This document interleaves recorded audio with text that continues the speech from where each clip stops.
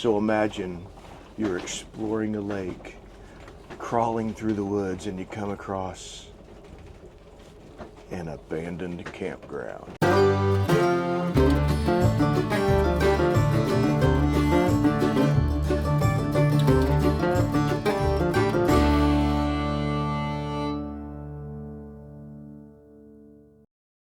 Hello everybody, welcome to Fitch 4 Nights. Lake, mispronunciation, incoming, Tawakoni, I don't know. It's a lake, Thousand Trails. We stayed here. Lake Whitney was easier to pronounce, wasn't it? It was. Whitney is much easier to pronounce. 2 nights. This one's prettier. Yeah. I mean, we enjoyed Lake Whitney, really did. We'll be back to Lake Whitney, and we'll be back to Lake Hardhaven. But this is one you could go out on and stuff. You could fish. Yeah, and... there was a marina.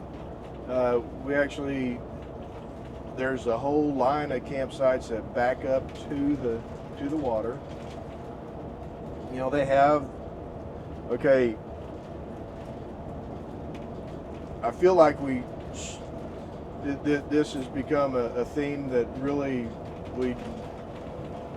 nobody needs to mention about Thousand Trails any longer.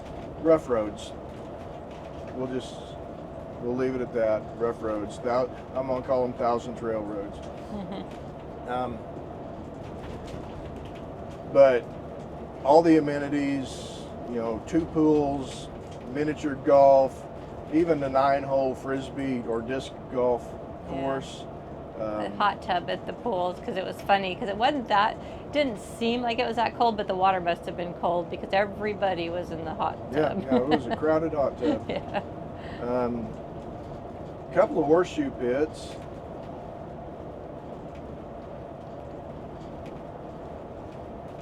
Some hiking trails. Or biking trails, and it looked like even golf cart trails, but I mean, the ones we were hiking on, there was golf cart that were going down in. Yeah. Abandoned buildings. Yeah, okay. The beginning of this video, you know, exploring through the woods and coming across an abandoned campground, not an exaggeration.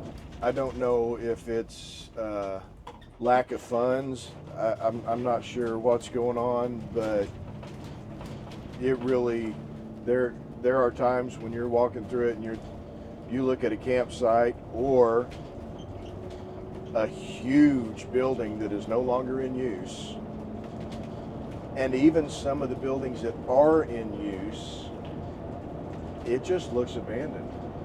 I mean, the lodge had chunks of the roof peeled off. Right. You go inside, it's really nice. It's decorated nice, but outside it looks abandoned. A couple of the bathhouses looked questionable.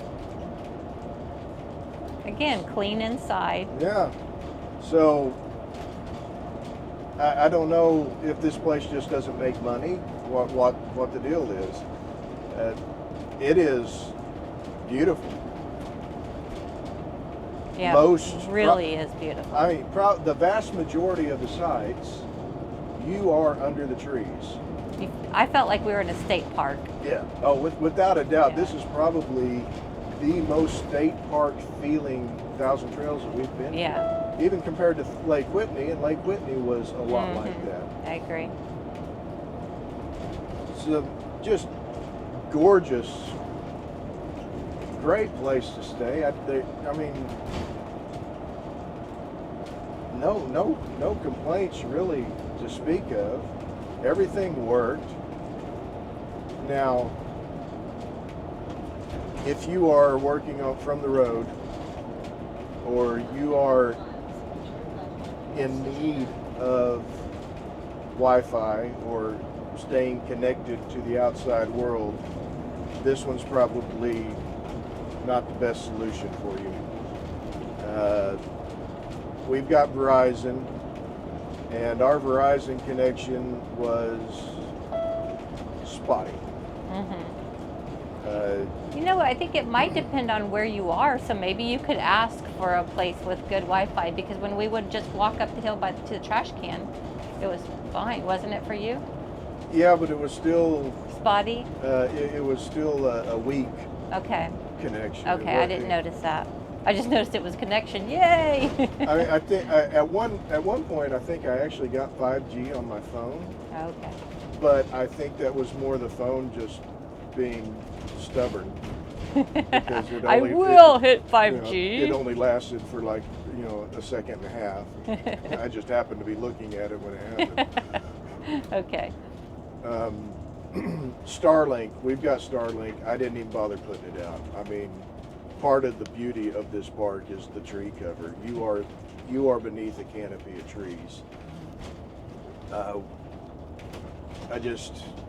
didn't see the point. The Starlink needs to see the sky in order to see the satellites, although I have heard of and seen people put them out in tree cover and still get some connection of sorts, but we were only there for 2 nights. We're only there for 2 nights. I mean, sometimes it's just good to disconnect. Yeah. Along with the roads being rough, the sites themselves are rough. But, I mean, however, we got level. Yeah, we didn't have to break out the Legos. Yeah. It took the leveler a while, but we did get level eventually, so it's good there. And it wasn't so rough. We have been at campgrounds where the sites were so rough that you tripped when you stepped out of the camper. It wasn't that bad. It really wasn't. And we were right by the lake. Mm-hmm. At the lodge, they had a pool table, they had a table shuffleboard, which I learned the rules on.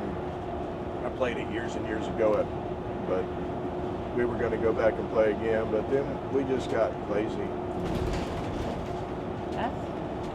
I think lazy for us is going out and exploring the world. Yeah.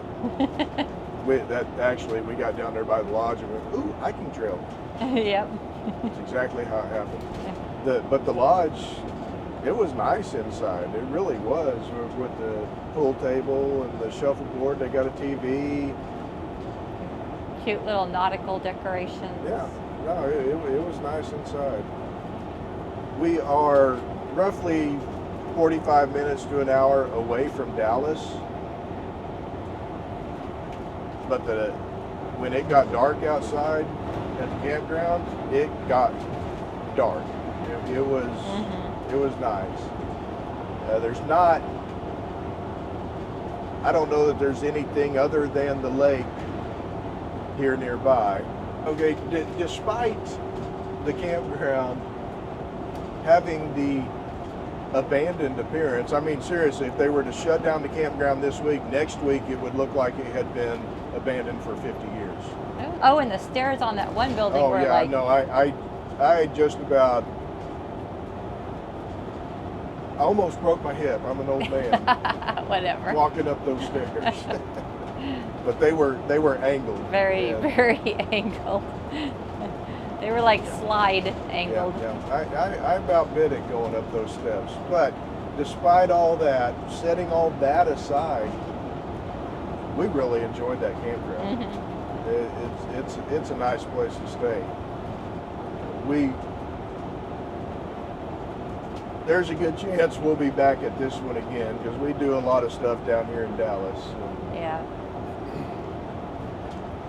So that's about it. Lake Tawakoni, boogity, Thousand Trails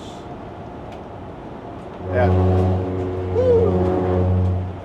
Point, Texas, just outside of Dallas. So we'll catch y'all down the trail. Bye.